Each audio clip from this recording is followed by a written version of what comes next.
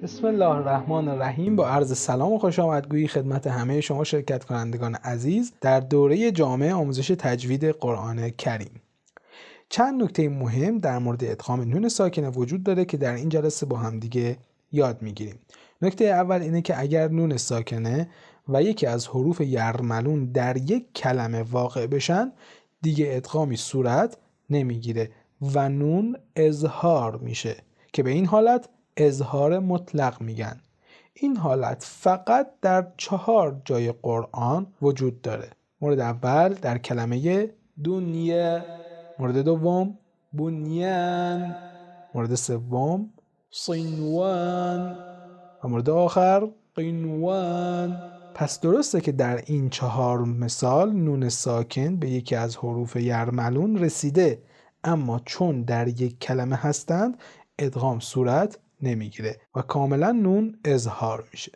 دومین نکته‌ای که وجود داره اینه که در سوره های یاسین و القلم در صورت وصل حروف مقطعه آغاز سوره به آیه بعد نون ساکن نباید ادغام بشه و کاملا نون اظهار میشه. بنابراین در سوره یاسین اینطور قرائت میکنیم: یاسین والقرآن الحکیم.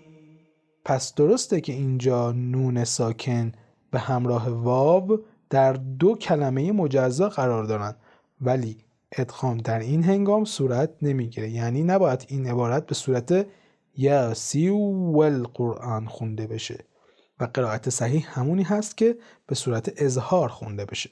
همینطور در سوره القلم که خونده میشه نون والقلم وما یسطرون.